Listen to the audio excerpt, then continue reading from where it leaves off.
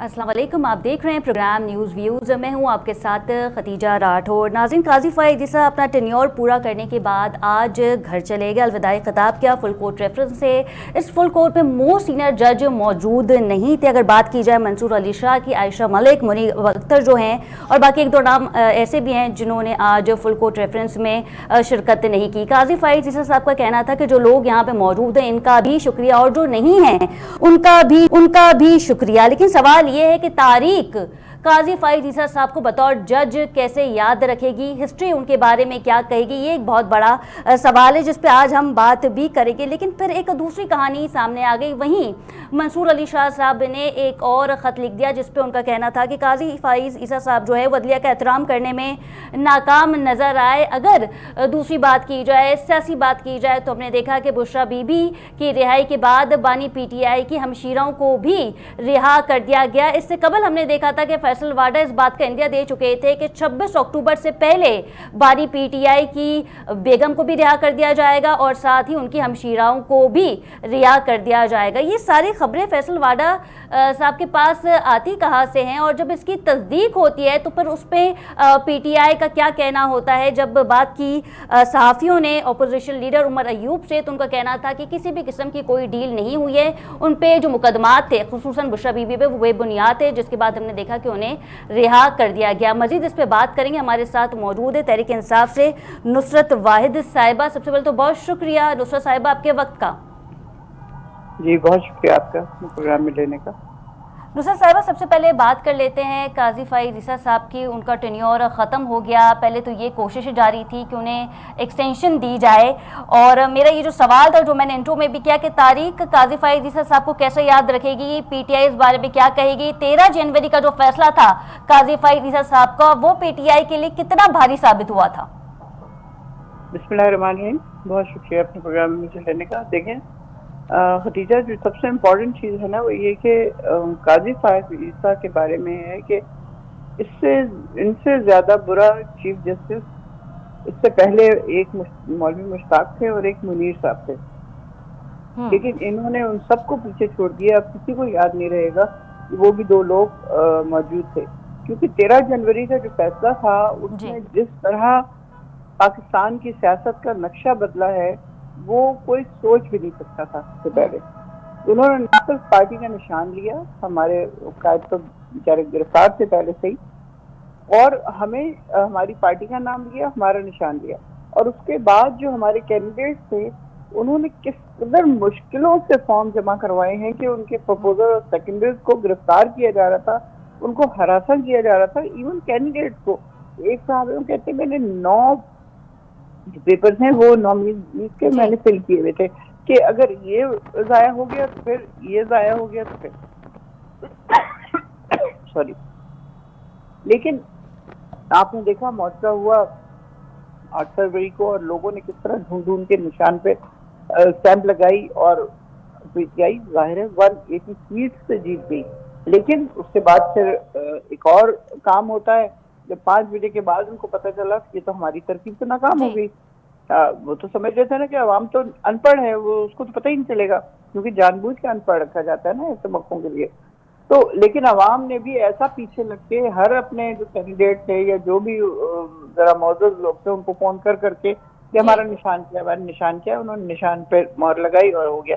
जब 5 बजे के बाद उनको पता चला कि ओहो ये तो बहुत ही मतलब सब कुछ बिगड़ गया, तो उन्होंने वहां पे स्टॉप किया और फिर वो फॉर्म 47 की सूरत में गवर्नमेंट बनी और वो आगे आई। नुसरत साहिबा, यहाँ पे एक पहलू ये भी है कि राना सनाउल्लाह साहब ये कहते हैं कि मुतनाज़े मंसूर अली शाह को आप लोगों ने खुद ही किया था, क्योंकि PTI का ये कहना था कि अक्टूबर में जो है वो इंसाफ होने लगेगा और फिर हुकूमत को ये डर था कि अगर मंसूर अली शाह साहब आ जाएंगे तो फिर कहीं हुकूमत की छुट्टी ना हो जाए। माजी में हमने देखा था नवाज शरीफ साहब जो है उनका तख्ता कैसे पलटा था।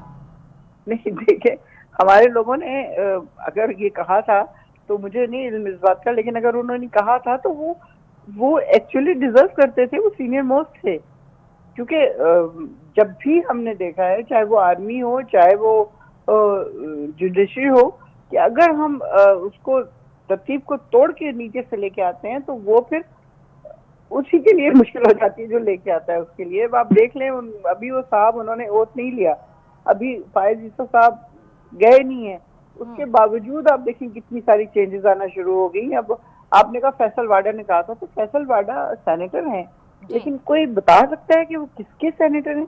क्या वो पीपल्स पार्टी के हैं, क्या वो नून लीग के हैं, क्या वो जीयूआई क्या है वो उसके हैं, या वो बलूचिस्तान से पार्टी है उसके हैं, बाप पार्टी के? लेकिन नुसरत साहिबा, हम तो वो ये भी नहीं किसी बता के नहीं सकते ना है। कि फैसल वाडा को ये इन्फॉर्मेशन कहाँ से आ रही है, और उन्होंने तो ये कहा यही था कि बात डील है हो ना चुकी कि है। वो जिनके वो हैं बंदे कारिंदे या जो भी उनको कहा जाए सेनेटर, वो सारी इंफॉर्मेशन वहीं से आती है उनके पास।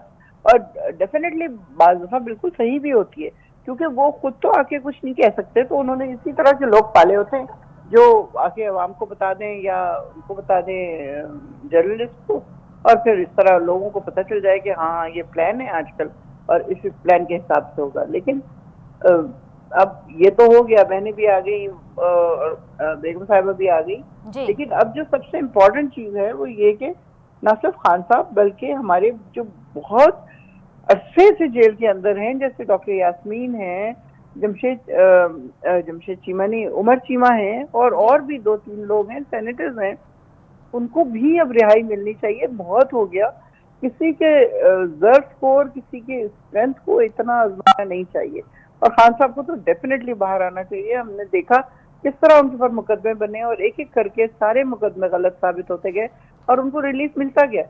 तो अब उनको जिस चक्कर में रखा हुआ है, वो नहीं चाहते कि वो खान साहब बाहर आ जाए, क्योंकि खान साहब बाहर आ गए तो फिर अवाम को कंट्रोल करना बड़ा मुश्किल हो जाएगा। अभी आप देखें, छोटी सी कॉल आती है किसी भी लीडर की, तो अवाम किस तरह आगे बढ़ते हैं, किस तरह वो चाहते हैं कि किसी तरह बनीगाला पहुंच अडियाला पहुंच जाए और खान साहब को वहां से रिहा करवा लें।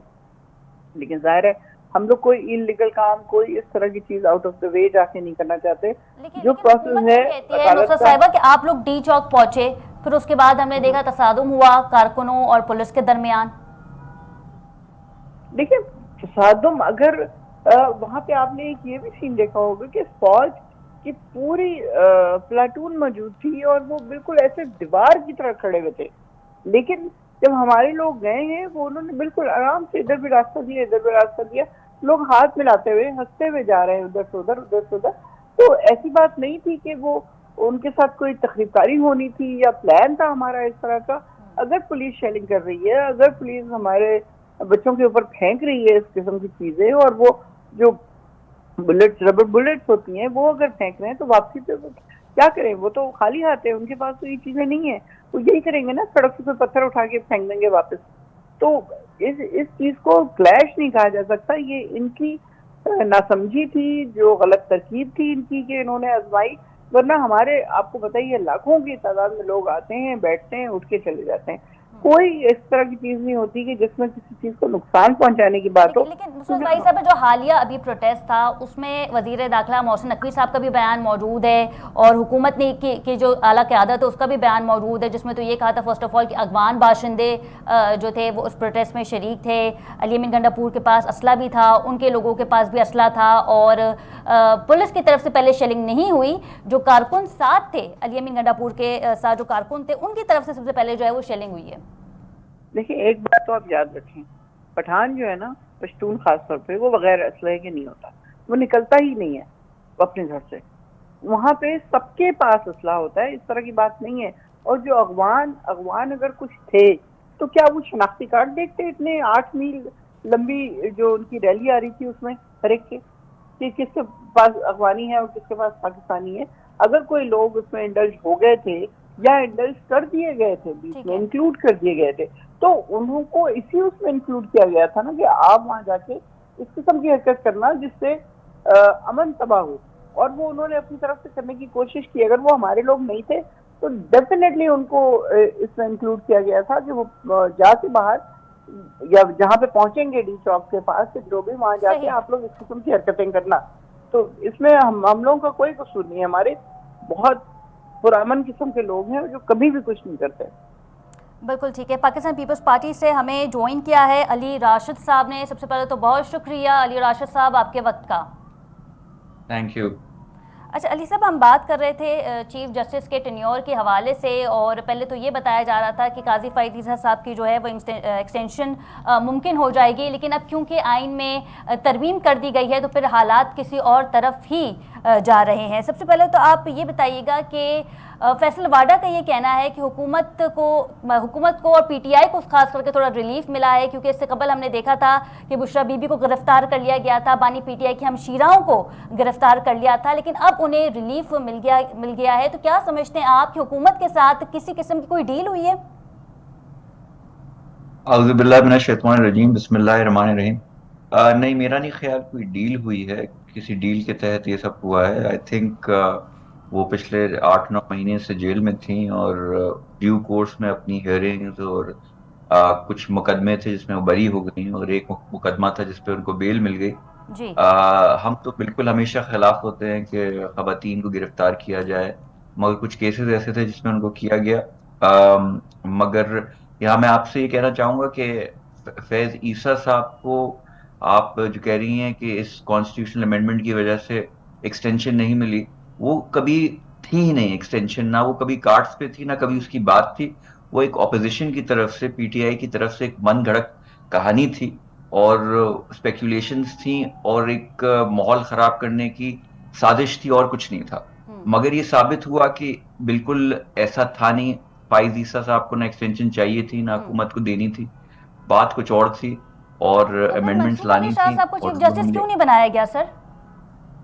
जी। तो फिर मंसूर अली शाह साहब को चीफ जस्टिस क्यों नहीं बनाया गया? अगर जेयूआईएफ की बात करें, असलम गौरी साहब के बयान की बात करें, तो उन्होंने कहा था कि हमने पीपल्स पार्टी को कहा था कि आप मंसूर अली शाह साहब को ना छेड़ें, उन्हें अगला चीफ जस्टिस बनाएं, और हुकूमत ने भी हमें कहा था कि ठीक है अगला चीफ जस्टिस जो है वो मंसूर अली शाह साहब ही होंगे, लेकिन फिर ऐसा हुआ नहीं। देखिए, मंसूर अली शाह साहब जो हैं, अगर चीफ जस्टिस नहीं बने, पहली चीज हुई 26 अमेंडमेंट जो है, कॉन्स्टिट्यूशनल अमेंडमेंट पास करवाई। अब उसके तहत अगर जो प्रोसेस है, प्रोसीजर है, उसमें एक कमिटी है, वो डिलिबरेट करती है मेरिट्स और डीमेरिट्स, और किसी अगर वजह से कंसेंसस बिल्ड हुआ और वो नहीं बने, तो उसमें अचंभे की क्या बात है? कोई यहाँ तक कि जस्टिस जिनके लिए ये शाह से ज्यादा शाह के वफादार बन रहे हैं, उनको कोई प्रॉब्लम नहीं। वो जस्टिस जाके जो है याया अफरीदी साहब को मुबारकबाद भी दे रहे हैं, कंग्रेचुलेशन भी कह रहे हैं। फैज ईसा को जो है वो फेयरवेल भी कह रहे हैं। मतलब कि उनको जो खुद को प्रॉब्लम नहीं है कि वो नहीं बने, मगर इनको प्रॉब्लम है कि वो नहीं बने। अब जो तरीकेकार है वो देखिए, सीनियोरिटी की वो बात कर रहे थे, आपको एक वाजे तौर पे क्लियर कर दूं। अगर आप जो फॉर्मूला सीनियोरिटी का वो दे रहे थे, हमारे ऑपोजिशन के दोस्त या पीटीआई के जो बात करते हैं, वो ऑपोजिशन का फॉर्मूला तो फिक्स ही नहीं हो रहा था। उनसे तो बड़े सीनियर तरीन वकील जजेस पड़े हुए थे जिनको बना सकते थे। अगर आप लाहौर हाई कोर्ट को देखें, वहां ये फॉर्मूला ही मंसूर अली शाह साहब का दिया हुआ था कि मेरिट पे, कॉम्पिटेंस पे, अच्छा, केसेस मैं डिसाइड कता करने कलाम पे की माजरत चाहूंगी उन्होंने सर। लाहौर।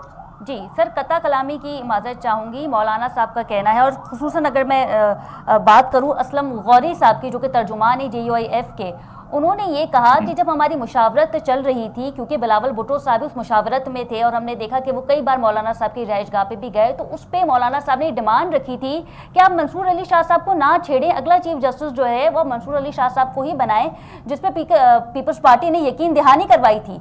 लेकिन जब फैसला आया तो फिर फैसला कुछ बरक्स था।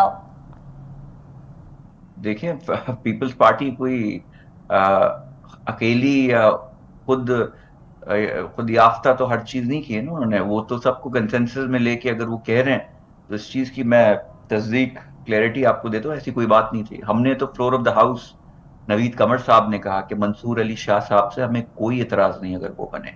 सिमिलरली बिलावल भुट्टो जरदारी साहब का बयान आया, हमें कोई एतराज नहीं। अगर पार्लिमानी कमेटी जो बनी भी है और जो जुडिशल कमेटी बनी भी है, उसमें सबने अपनी राय दी। अगर कंसेंसस बिल्ड नहीं हुआ मंसूर अली शाह साहब पे और किसी भी वजह से उनका चुनाव नहीं हुआ और याया अफरीदी साहब का हो गया, तो मेरा नहीं ख्याल कि इसकी रिस्पॉन्सिबिलिटी सोनली पीपल्स पार्टी पे आती है कि जी हम नहीं चाह रहे थे।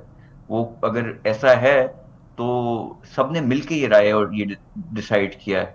तो ये एक पार्टी नहीं है, एक पे किसी पे आप मलबा नहीं डाल सकते कि ये उनकी वजह से या उनकी हम चाह रहे थे वो आ जाए, मगर वो कहना बहुत आसान होता है, आप कह देते नहीं कराते। को कॉन्स्टिट्यूशनल अमेंडमेंट ही आपने पेश की मौलाना साहब ने, हमने तो, हुकूमत ने तो की भी नहीं, आपने तो खुद जाके एज अ प्राइवेट मेंबर इस अमेंडमेंट को टेबल किया। फिर उसके बाद उस प्रोसेस में जो कमेटी का है, जुडिशियल कमेटी जो है, उसमें भी आपके लोग मौजूद, उन्होंने भी हामी भरी हर चीज की। तो अगर, आई एम नॉट श्योर आप कौन से बयान की बात कर रहे हैं, अगर वो कह रहे हैं ऐसा कि जी। जी बिलावल भुट्टो जरदारी साहब नहीं चाह रहे थे पीपल्स पार्टी की जाएगी, तो मैं इस चीज को क्लेरिफाई कर दूं, ऐसा नहीं था। जो हुआ है सबकी मशावरत से हुआ। अच्छा, बिल्कुल ठीक है। नुसरत साहिबा का रुख कर लेते हैं। नुसरत साहिबा, आपने अली राशिद साहब की गुफ्तगू सुनी। उनका कहना ये था कि अगर मंसूर अली शाह साहब चीफ जस्टिस बन भी जाते हैं तो उसमें पाकिस्तान पीपल्स पार्टी को कोई हर्ज नहीं था, वो तो पीपल्स पार्टी पहले भी कह चुकी है। लेकिन JUIF का कोई ऐसा बयान मौजूद नहीं जिसपे उन्होंने ये कहा हो कि हमें मंसूर अली शाह साहब नहीं चाहिए, और पीपल्स पार्टी का भी कोई ऐसा बयान मौजूद नहीं जिसपे उन्होंने ये कहा हो कि हमें मंसूर अली शाह साहब नहीं चाहिए। लेकिन उसके बाद भी हमने देखा कि याया अफरीदी का नाम बतौर चीफ जस्टिस की लिस्ट में आ गया। इस पर आप क्या कहेंगी? सॉरी, आखिरी लाइन क्या थी आपकी? जी नुसरत साहब, आपको आवाज आ रही है? जी सॉरी, मैं कहती हूँ आखिरी लाइन क्या थी आपकी? जी, मैं ये कह रही हूँ कि अगर पीपल्स पार्टी को कोई एतराज़ नहीं था, JUIF को कोई एतराज़ नहीं था मंसूर अली शाह साहब पे, तो फिर आखिर ऐसा क्या हुआ कि जो नाम शॉर्टलिस्ट किया गया और जस्टिस याया अफरीदी का नाम सबसे पहले सामने आया और कहा कि ठीक है जी, याया अफरीदी साहब जो हैं वो चीफ जस्टिस ऑफ पाकिस्तान रहेंगे? देखिए, मेरे ख्याल में तो ये पार्लियामेंट मीटिंग हुई है, बिल्कुल उसमें इन लोगों ने डिसाइड किया है जो कुछ भी किया है। बिल्कुल। क्योंकि ये खुद से तो कोई भी एक पार्टी नहीं कर सकती थी, ये सब मिलके बैठे हैं और उन लोगों ने, अब PTI लेकिन उसमें एतराज नहीं था मंसूर अली शाह साहब पे, पीपल्स पार्टी को भी एतराज नहीं था और JUIF को भी एतराज नहीं था, लेकिन फिर ऐसे क्या हुआ कि याया अफरीदी साहब का नाम सामने आ गया? जी, इसलिए कि वहां जाके उन्होंने मंसूर शाह को वोट नहीं दिए होंगे। यही सबसे इम्पोर्टेंट बात है ना, कि पार्लियामेंट की मीटिंग में जो तय हुआ है उसके हिसाब से हुआ होगा ना, कि कितने वोट किसके लिए और कितने वोट किसके लिए।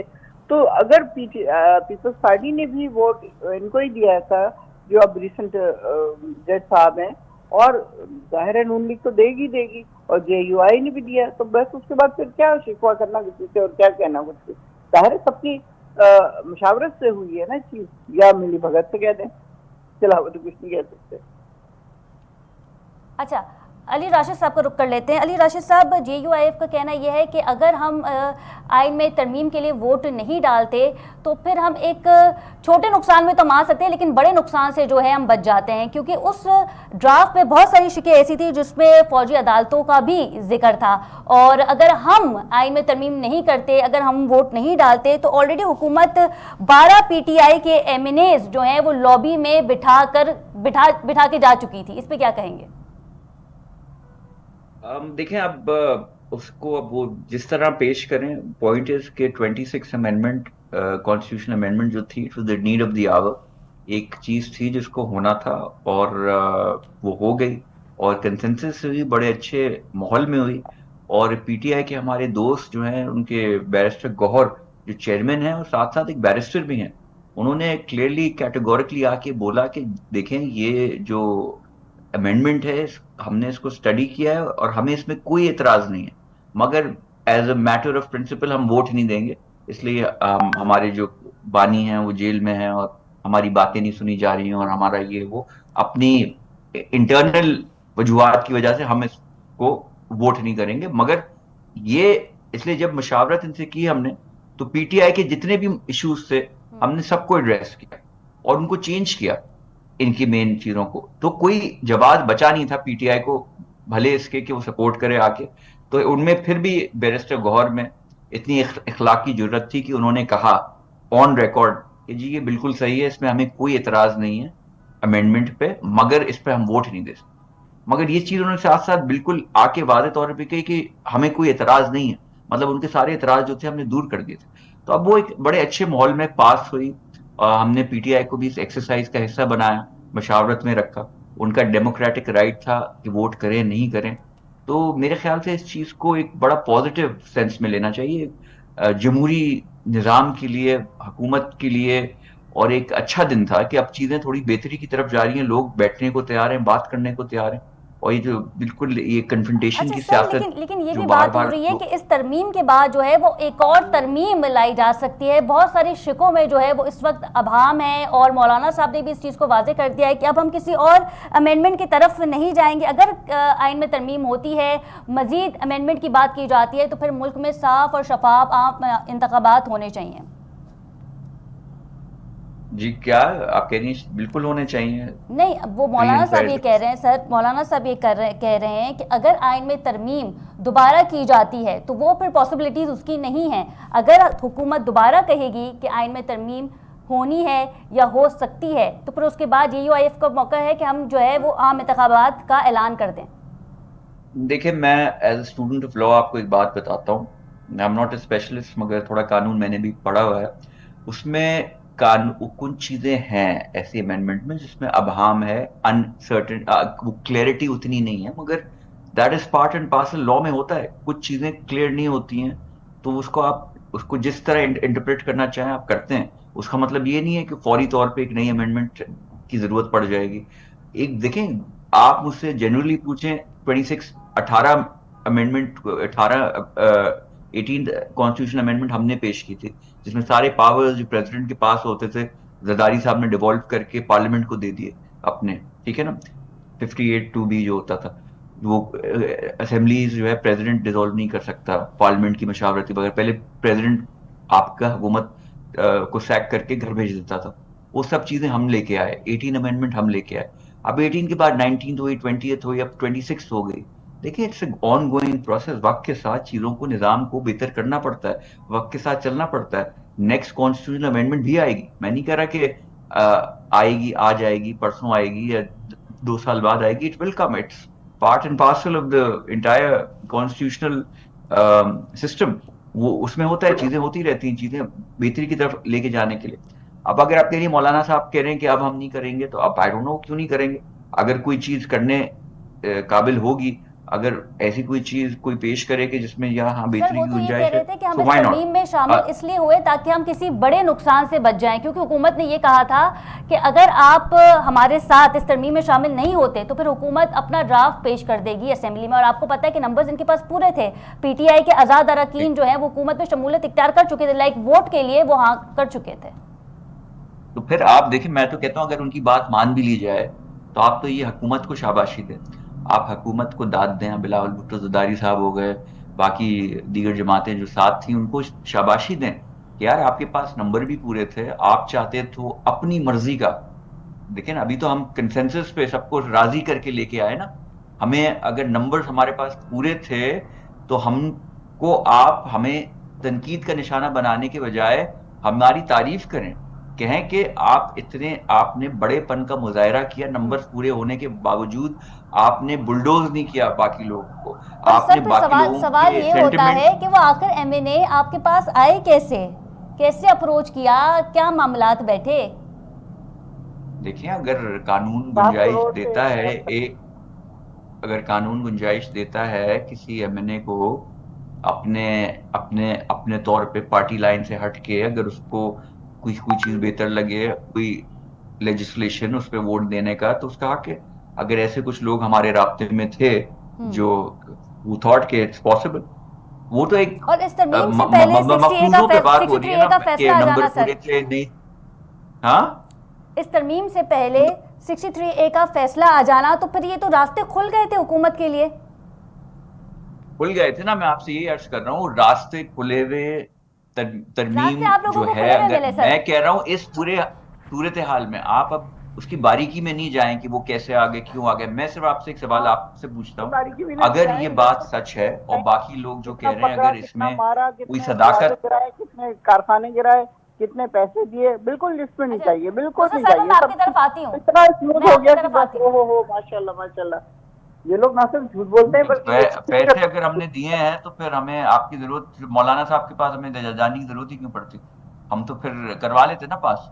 ये तो आप कह रही हैं, मैंने कहा फॉर वन इंस्टेंस अगर मान भी लेते हैं कि नंबर्स पूरे थे, बाकी लोग आ गए थे, तो आप इस पे हमारी तनकीद का निशाना बनाने को शाबाशी दें कि आप तो, आपके पास तो सब कुछ था, आप अपने मर्जी का कानून ला सकते थे, आप तो जैसा चाहते उसको लाते, अरे आप तो भाई हमारा कॉन्स्टिट्यूशनल कोर्ट्स भी अंदर है, बनवाते, हमारा एक आप अंदर हर है, चीज कर लेते। यहाँ पे मगर ये बावजूद पहले आप तय कर लें जहन में कि किया क्या है। अगर हमारे पास नंबर्स थे, हमने लोगों को, जैसे आपने कहा कि किसी भी तरह एमएनएस को हम लेके आए, वो था, या सबको कंसेंसस, तो बोथ वेज हम ही अच्छे लगते हैं कि हमने ऐसा नहीं किया अगर था भी तो, और अगर नहीं था तो फिर भी हमने सबको कंसेंसस के साथ बैठाया, सबको राजी किया। मौलाना साहब ने खुद टेबल की ये amendment as a private member.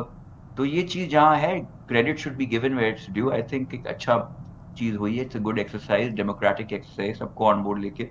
और जो जिन एमएनएस की मेरी बहन बात कर रही हैं कि वो पैसे दिए वगैरह, वो तो साबित खुद ही हो गया था ना। वो तो वो आपकी पार्टी ने उन पे इल्जाम लगाया, उन्होंने प्रेस कॉन्फ्रेंस आके की नहीं हमने पैसे नहीं लिए।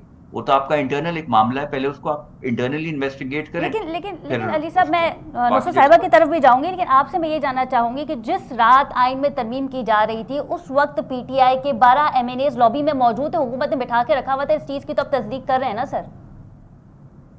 देखिए, मौजूद होंगे, मुझे नहीं, I am not too sure कि वो मौजूद थे या नहीं थे उस वक्त, बट कुछ ऐसे भी उनके एमएनएस थे जो हमारी जो मुशावरत चल रही थी उसका हिस्सा थे। वो डिलीवरी उस वक्त तक, देखें आप ये चीज याद रखें, पीटीआई के एमएनएस होने का, मौजूद होने का वहां कोई अचंबा अचंबे की बात नहीं है। उस वक्त तक पीटीआई हमारी पार्लियामेंट्री प्रोसेस का हिस्सा थी, हमारी कंसल्टेशंस चल रही थी, वो हमसे बात कर रहे थे। वो एंड में बिल्कुल जब वोट देने का टाइम आया, उन्होंने फैसला किया कि ये अमेंडमेंट सही है, मगर हम वोट नहीं दे रहे। तो अगर हमारे राब्ते थे या मुलाकातें थी, जरूरी नहीं है कि सिर्फ जैसे एक ठीक है। एलिजिडली कहा जा रहा है कि उनको खरीदने के लिए या उनको वो करने के लिए किया जा रहा था। It could be discussion over the legislation कि भाई ये क्या पॉइंट्स हैं, कैसे हैं, क्या है क्या नहीं है। It could be any any any of those things. बिल्कुल ठीक है। नुसरत साहिबा, आपने अली साहब की पूरी गुफ्तगू सुनी और आप कुछ कहना भी चाह रही थी, आपने इंटरप्ट भी किया, तो मैं आपसे चाहूंगी कि आप करें, कंटिन्यू करें इस बात को। देखिए, पार्लियामेंट बाहर मैंने थी, मुझे पता है पार्लियामेंट में वहाँ पे एक कमरा है जो प्रेसिडेंट के लिए मुख्तस होता है, और जब प्रेसिडेंट साहब आके अपने ऑफिस में बैठते हैं तो वो कमरा है उनके लिए। वहाँ पे हमारे साथ और उसके अलावा जो कुछ लोग थे वो वहाँ पे बैठे हुए थे। वो उनके बारे में यही था, जब वो बाहर थे उनको बार बार कहा गया कि आप लोग बाहर ही रहिए, लेकिन वो मुल्क के अंदर आ गए। और आगे फिर ये हुआ कि मेरा बेटा हुआ था, मेरा पता नहीं क्या हुआ था, मेरा पता नहीं क्या हुआ था, लेकिन खबर ये मिली कि जी वो 1 अरब से 3 अरब दिख गए। अब जब वो तो इत्तेफाक ये हुआ कि इनके सारे मौलाना के 7 वोट या पता नहीं कितने वोट थे, वो सारे के सारे पड़ गए। इन लोगों को जरूरत नहीं पड़ी पीटीआई के लोगों की, वरना जो हशर हुआ है, आप देखें कोयटा में जो एक एमएनए के साथ किया है इन लोगों ने, कि उसको ना सिर्फ मार के भुरता निकाला है, उसका पूरा कारखाना, उसका घर, उसकी फैक्ट्री, और उसके अंदर जो रॉ मटेरियल था अरबों रुपए का, वो भी लेके चले गए।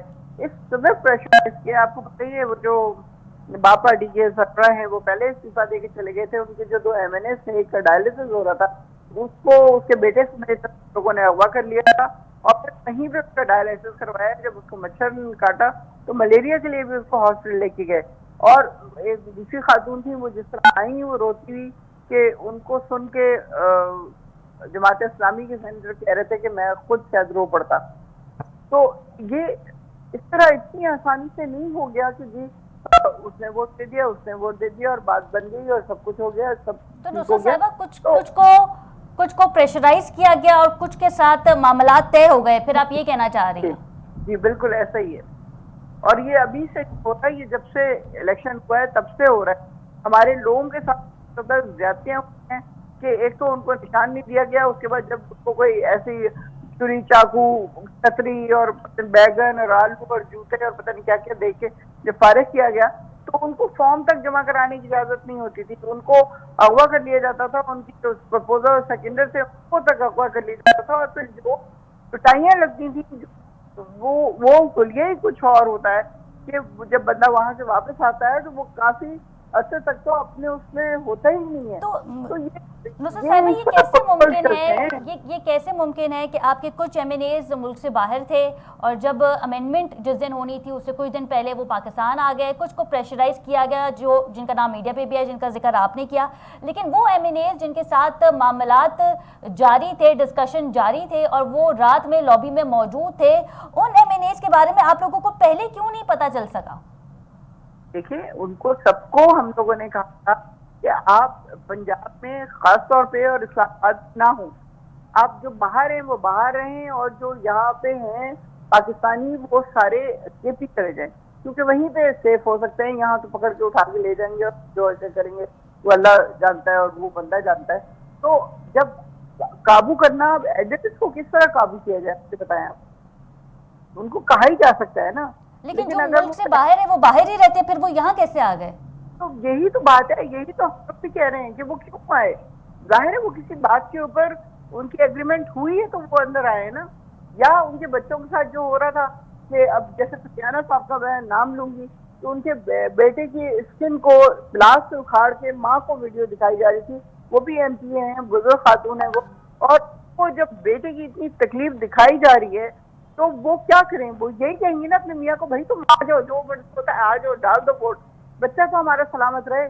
तो सबसे इम्पोर्टेंट चीज इंसान की जिंदगी में क्या होती है? औलाद होती है ना, उसके बाद बाकी चीजें आती। जब आप इस तरह प्रेशराइज करेंगे किसी भी इंसान को तो वो आएगा, वो वोट डालेगा। वो चीजें इतनी स्मूथ नहीं है जितना भी भाई फरमा रहे थे, ये हो गया, ये हो गया, ये हो गया, वोट पड़ गया जी, हम तो बड़े अच्छे हैं, हमसे ज्यादा तो अच्छा कोई दुनिया में पैदा नहीं हुआ। अच्छा, अली साहब पर रुक कर लेते हैं। सर, आपने नुसरत साहिबा की गुफ्तगू सुनी, क्या कहेंगे इस पे? देखिए, मैं अब क्या कह सकता हूँ इसको, अगर ऐसा वो कह रहे कुछ इतना हुआ है तो बड़ा प्रेशराइज किया, अफसोस इतना का प्रेशराइज किया, जब बच्चों अफसोस की की बात बात आ है। जाती तो फिर तो पेरेंट्स यही कहेंगे कि ठीक है हम वोट डाल देते हैं। जी बिल्कुल, अगर ऐसा है तो बिल्कुल कहेंगे कि मैं सिर्फ अफसोस की बात है अगर ऐसा हुआ, मगर मेरे ख्याल से आप मुझे एक भी कंप्लेंट, पुलिस रिपोर्ट, एफआईआर, कोई भी एविडेंस, सीसीटीवी फुटेज कि किसी को लेके गए, कुछ भी, जो वीडियोस मेरी बहन कह रही है कि उनके वालदा को दिखाई, ऐसी कोई मंजर आम पे चीजें आई नहीं है। उल्टा फिर जो ये बात लोग कर रहे थे, पीटीआई के हमारे दोस्त जिनके साथ ये हुआ है कि हम पे प्रेशर डाला जा रहा है, फिर उन पे कल को पीटीआई की क्यादत ने ये इल्जाम लगाया कि नहीं, इन पे प्रेशर नहीं था, इन्होंने खुद पैसे की लेन देन की बात कर ली थी। तो इस पे सर, अभी कुछ भी पे अभाम है प्रेशर कि था बाकी और ऐसा कोई कुछ के प्रेशर, साथ मामला तय हो गए थे। ये पीटीआई की क्यादत कह रही जी। है। तो अभी तक मैं सिर्फ इस बात को क्लियर करने के लिए कि एक भी जो इल्जाम इन्होंने लगाया था जिस एस्टैब्लिशमेंट पे या किसी पे कि प्रेशर जो डालने की कोशिश करें, वो मंदिर आम पे अभी तक कोई एक पुलिस कंप्लेंट कोई सी या बात नहीं एक मंदिर एफआईआर या कोई कोर्ट में रिट, ठीक है, कि ये कॉन्स्टिट्यूशन कुछ एक भी नहीं हमने देखी अभी तक जो बातें हुई। फिर सेकंड स्टेज पे हमने ये देखा कि उनकी ही क़यादत ने, पीटीआई ने उन लोगों को कहा कि नहीं आप झूठ बोल रहे हैं और ये आपके साथ कुछ गलत नहीं हुआ था, उल्टा आप पैसों के लेन देन में इन्वॉल्व थे, ये उन्होंने इल्जाम लगाया। और ये चीज अब इन्वेस्टिगेट हो रही है इनकी पार्टी में इंटरनली। तो अब उस पर मैं क्या तस्करा करूं या मैं क्या बात करूं कि उनके साथ अगर अगर हुआ ऐसा कुछ, अगर साबित हो जाए तो मेरे हिसाब से गलत है, ऐसा नहीं होना चाहिए, बिल्कुल मैं एडमिट करता हूँ अगर ऐसा हुआ। मगर ठीक है। साथ जी साथ ये जी, भी कहना नुसरत साहिबा चाहूंगा भी कि कुछ उसका कह रही हैं। एक भी सबूत, एक भी उसका शवाहिद मंदिर आम पे अभी तक नहीं आया। मेरे ख्याल से सबूत नहीं होते, इन चीजों के सबूत नहीं होते, सबूत रखे नहीं जा सकते। अगर सबूतों के साथ, एक कैमरे के आपने साथ कोई रिपोर्ट तो लिखाई होगी, सामने कुछ अगर कुछ होता दरखास्त है दी होगी तो कि यह हुआ है। आप सिर्फ हमारे लीडर को आ जाने दें, उसके बाद आप देखिएगा क्या क्या कुछ होता है। 9 मई का कोई सबूत मिला अभी तक? उठा के पटक के रख दिया, कितने लोगों को आज तक वो बेचारे संभल नहीं सके और अभी तक भुगत रहे हैं लोग, भुगते जा रहे हैं, भुगते जा रहे हैं। पता नहीं क्या कर दिया था 9 मई को, वो सबको पता है कि वो 911 की तरह इसको 9 मई को किया गया ताकि पीटीआई को खत्म किया जा सके। वहाँ मुसलमानों को टारगेट किया गया था या पीटीआई को टारगेट किया गया। कसूर सिर्फ इतना है कि आप पीटीआई में क्यों हैं, बस दैट्स ऑल। इसलिए आपकी जितनी पिटाई लग भाई सकती अभी है, अभी अभी जो एक गलती हो सकता प्रिजनर्स है। की जो वैन है उस पर एक हमला बिल्कुल। हुआ और जी, 3 एमपीज जो पीटीआई आपको के पता पीटीआई कैदी के उसमें शामिल गिरफ्तार थे। थे, हिरासत इस्लामाबाद में की थे, हदूद वो खत्म भाग हुई गए। है, वो कहाँ इस्लामाबाद की हदूद खत्म हुई है, वो जा रही थी है? इस्लामाबाद की हदूद खत्म हुई है और वैन उल्टी यू टर्न लिया है उसने। वो पहले से प्लान बना हुआ था। मैं आपको अभी तस्वीर भेज पर देती सबसे हूँ। पहले ये भी तो देखने वाली बात है कि हमला आखिर हुआ क्यों, सिक्योरिटी इदारे क्या कर रहे थे? अगर पीटीआई के जो कारकुन है वो फरार हो भी गए तो फिर आखिर हमला क्यों हुआ? पहले सवाल तो ये होना चाहिए। साथ थे, गाड़ियों में उनके साथ थे, आगे पीछे चल रही थी गाड़ियां, लेकिन जहां वो पहुंचे हैं टूल प्लाजा पे, वहां से उसने यू टर्न लिया वैन ने, और उसके बाद एकदम अचानक ये सारा कुछ हो गया। इसमें ये पता ही चल जाएगा, जाहिर है कोई मरा नहीं है उसमें, खुदा न खास्ता कोई इस तरह की चीज नहीं हुई है, लेकिन पता चल जाएगा। मैं भी आपको वीडियो और सारा भेज देती हूँ थोड़ी देर में। पर अली साहब को रुक कर लेते हैं। अली साहब, आप क्या कहेंगे अगर इस तरह का हमला हुआ तो फिर सिक्योरिटी जो इदारे हैं उन पे भी एक सवालिया निशान तो है। अगर आप ये कह रहे हैं कि ठीक है पीटीआई के जो रहनुमा थे, जो अरकान थे, वो कैदी वैन से भाग गए, लेकिन इस तरह का हमला भी तो नहीं होना चाहिए ना, नामालूम अफराद की जानिब से फायरिंग की गई वैन पे। बिल्कुल नहीं होना चाहिए ऐसा हमला, मगर क्या करें, इस मुल्क के हालात। अब देखिए, हमारी स्टैब्लिशमेंट हो या सिक्योरिटी के इदारे हों, आप उनको इंगेज करके इन चीज़ों में रखेंगे सुबह शाम, ये धरने और रोडों पे निकलना और ये बयानबाजी, अगर आप हुकूमत को काम करने दें, इकोनॉमी भी बेहतर होगी। आप बाकी सिक्योरिटी के इदारों को काम करने दें, मुल्क के हालात भी बेहतर होंगे। वो अपने पर जो पीटीआई तो टेररिस्ट है कहती है उनसे कि लड़ेंगे, उनको इंतखाबात इंगेज कर करेंगे। दें। वैसे ही वे हाँ, सॉरी, क्या? पीटीआई तो ये कहती है कि मुल्क में एक बार फिर इलेक्शन हो जाएं, और दूसरी उनका दूसरा मुतालबा ये है कि बानी पीटीआई को रिहा कर दिया जाए। देखिए, बात यह है कि कोर्ट जो है हरकत में आएगा, कोर्ट के थ्रू। अब रिहा कैसे कर दिया जाए, आप मुझे बताएं ना। कोर्ट केसेस में कोर्ट में केसेस चल रहे हैं। पहली ये कोई पहली मिसाली बात नहीं है। जेलों में लीडर्स जाते हैं, पॉलिटिक्स में यही होता है, लोगों पे केसेस होते हैं, फिर हर ऐसा कोई लीडर मुझे आप बता दें पार्टी का जो जेल में नहीं गया हो। हर बड़ा लीडर जेल में रह चुका है, और इनसे बड़े लंबे लंबे साल। आसिफ जरदारी साहब 11-12 साल जेल में रहे, एक भी केस साबित नहीं हुआ, फिर बाहर आए। बेनजीर भुट्टो साहिबा रह चुकी हैं, जुल्फकार अली भुट्टो साहब फांसी चढ़ चुके हैं, सब जेल जा चुके हैं। नवाज शरीफ साहब रह चुके हैं, शहबाज शरीफ साहब, मरियम लेकिन नवाज नवाज शरीफ साहब साहिबा तो हो गए, देखिए सब देखिए जेल जा सर चुके उनकी हैं। तबीयत ठीक नहीं थी, वो तो दवाई ऐसा लेने पहली लंदन तो चले गए थे, इस बात को भी आप एडमिट करें। मगर ऐसा आज तक किसी ने, सुन लें, ऐसा आज तक किसी ने नहीं कहा, नारा नहीं लगा, खान नहीं तो पाकिस्तान नहीं। गिरफ्तारियां सबने दी, पेट्रोल बम आगे से किसी ने नहीं फेंके। जैसे इनकी पीटीआई, इनकी जो जमात है उनका वतीरा है, यहाँ आज तक ऐसा नहीं हुआ। गलत जो भी इल्जाम है होता ये, है, गलत सियासतदान इल्जाम। होते हैं, कोर्ट जाते हैं, फेस करते हैं चीजों को। आपने हुकूमत की है, आपसे फिर आप आंसरेबल हैं आवाम को, आप आंसरेबल हैं कोर्ट ऑफ लॉ को, रूल ऑफ लॉ है इस मुल्क में, ठीक है ना। आप देखें सब चीजें, आपको भी सीटें जो हैं पीटीआई वालों को वापस मिली, रिजर्व। आप सुन्नी इत्तेहाद काउंसिल का देखें, सब चीजें इनको मिला पीटीआई वालों को, मगर क्या करा। अभी भी वही इनकी चीजें चल रही हैं। वो गंदापुर जो है, इनके जुल्फे लहराते हुए कहते हैं हम फिर मैं इस्लामाबाद पे दावा बोलूंगा। यार अभी सही, स्टॉक मार्केट देखिए, 90,000 बुलंद सतह क्रॉस की है, बिल्कुल ठीक है। 90,000 क्रॉस की है, ठीक है ना। फॉरेन बहुत इन्वेस्टमेंट शुक्रिया आपके अली पास हो रही राशिद है। साहब, आपके वक्त का टेलीफोन लाइन पे हमें ज्वाइन किया है। रोहेल असगर साहब ने, मुस्लिम लीग नून से इनका ताल्लुक है। सबसे पहले तो बहुत शुक्रिया रोहेल साहब आपके वक्त का। जी जी हजूर। रोहेल साहब, बात हो रही है चीफ जस्टिस की तैनाती के हवाले से, और याया अफरीदी का नाम जो है वो अब सामने आ गया है, लेकिन पहले तो ये कहा जा रहा था कि आइन में तरमीम हो रही है और हुकूमत और JUIF के मामलात तय होने वाले हैं। बातचीत जो है वो मुस्बत अंदाज में की जा रही है, जिसपे JUIF का मौक़िफ़ था कि मंसूर अली शाह को ही चीफ जस्टिस बनाया जाए, मंसूर अली शाह साहब को ना छेड़ा जाए। लेकिन हमने देखा कि फिर हालात चेंज हो गए और याया अफरीदी का जो है नाम सामने आ गया। क्या कहेंगे इस पर? देखिए, मेरा अपना ख्याल है कि अब जो फैसला हो गया है जी, अब उस पे हम अगर अपनी आरा को महफूज रखें या उस पर कम ही बोले तो मेरे ख्याल में ज्यादा बेहतर है। अब इतनी बड़ी अदलिया के मोअज़्ज़ज़ जज साहबान को हम कंट्रोवर्शियल बनाना चाह रहे हैं। अब मैं इसके हक में नहीं हूँ, बिल्कुल नहीं हूँ। मैं अगर एक फैसला हो गया तो ठीक है। देखें, जब आपकी कमेटी में ये बात डिस्कस हो रही थी, जो आपकी कमेटी बनी थी जिसमें आपने तैनाती का मामला तय करना था, उस वक्त बोलते जैसे कि पीटीआई ने कहा कि हम इसमें नहीं बैठेंगे, उन्होंने उसका बायकॉट किया और बाकी लोग सब बैठे हुए थे। उनके बैठे ही ये बात तय हुई थी ना कि अफरीदी साहब को आप जज लगा दें।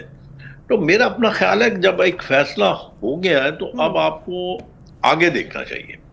अब ये देखना चाहिए और दुआ ये करनी चाहिए कि या अफरीदी साहब जो हैं, जिन पे ये जिम्मेदारी आयद हुई है पाकिस्तान के अवाम के लिए कोई बेहतरी लाने के लिए, तो इंसाफ मुहैया करने के लिए, अब ये तवक्को करनी चाहिए कि वो उनकी उमंगों पे पूरा उतरेंगे। क्योंकि मैं देख रहा हूँ कि बड़े अरसे से हमने इस सुप्रीम कोर्ट को, जो कि सबसे बड़ा अदारा है, जी उसको कंट्रोवर्शियल बना दिया हुआ है।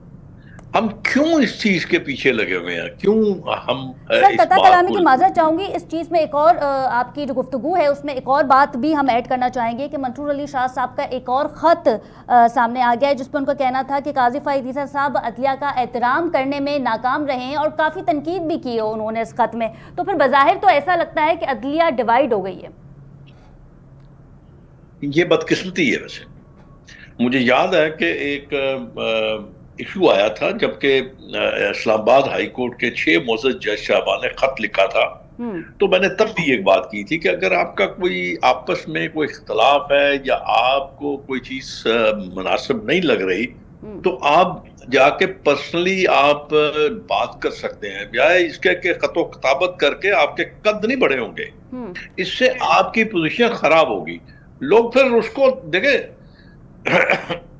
किसी भी इश्यू पे नेगेटिव पॉजिटिव दोनों पहलू होते हैं ना, मनफी और मुस्बत दोनों पहलू हैं। बिल्कुल। फिर उस पर डिस्कशन होना शुरू हो जाएगी, फिर उस पर तनकीद होगी, फिर उस पर बहस होगी और अजीबो गरीब किस्म के अल्फाज इस्तेमाल किए जाएंगे। तो इस चीज से मेरे ख्याल में बचना चाहिए।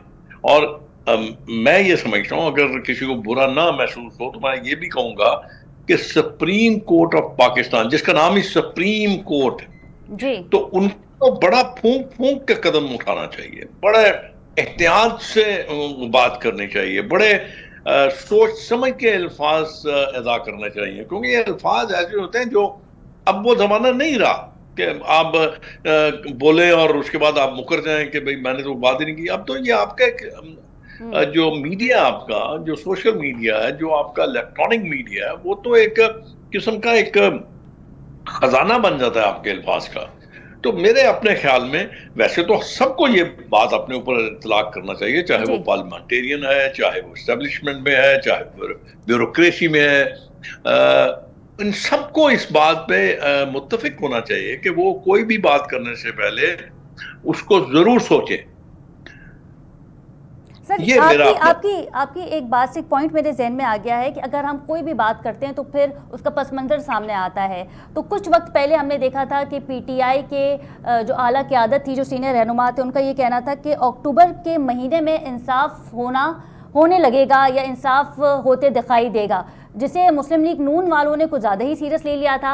और राना सनाउल्लाह का भी बयान ऑन रिकॉर्ड है, कल उन्होंने गुफ्तगू की है और उनका कहना ये था कि क्योंकि पीटीआई ने मुतनाज़ कर दिया था मंसूर अली शाह साहब की पर्सनालिटी को, तो फिर हुकूमत को ये लगता था कि कहीं ऐसा ना हो जो माजी में हमने देखा कि नवाज शरीफ साहब की हुकूमत चली गई थी इन्हीं फैसलों पर, तो कहीं ये मौजूदा हुकूमत ना चली जाए नून लीग की। तो फिर इसलिए हमने मंसूर अली शाह साहब को जो है वो चीफ जस्टिस नहीं बनाना था। कुछ ऐसी मिलती जुलती मेरा ख्याल है, ये भी मैं इस बात से भी इत्तेफाक नहीं करता। मेरा अपना जाती ख्याल है कि आप लोगों को अपनी राय को महफूज रखना चाहिए, अपनी राय का इजहार इस तरह पब्लिकली नहीं करना चाहिए। आपको भी नहीं करना चाहिए। अगर एक जमात ने गलती की है, इस बात को बार बार दोहरा के, तो आपको ये बात करने की जरूरत नहीं है। मेरा नहीं ख्याल कि आपको ये बात कहने की जरूरत है। हम तो जमात को याद दिलाते हैं कि आपने ये कहा था, बस ये बात करते हैं। मैं ये अर्ज कर रहा हूँ ना कि पीटीआई ने अगर गलती की है कि बार बार मंसूर अली शाह साहब का नाम लेके, फिर माजी में उनका जो मामला थे वो सामने आएंगे, लाजमी बात है लोग उसको भी डिस्कस करेंगे, जो उनके फैसले थे, जो उनका रवैया था, उसको भी सामने लेके आएंगे। खाम में आप किसी मुअज़्ज़ज़ आदमी को आप तनकीद का निशाना बना रहे हैं अपनी बातों से, और बल्कि आपको तो हक ही नहीं पहुंचता कि आप किसी मामले में बोले। भाई, जब एक बात तय हो गई, जब एक कॉन्स्टिट्यूशन में आपने अमेंडमेंट कर ली, उसके लिए एक कमेटी बन गई, तो खुदा के लिए उसका बाइकआउट करने के बजाय आप वहां बैठते अपना डिसीजन नोट लिखते। अगर आपके पास कोई ऐसे शवाहिद हैं या आप ये समझते हैं कि ये मामला जो किया जा रहा है या जो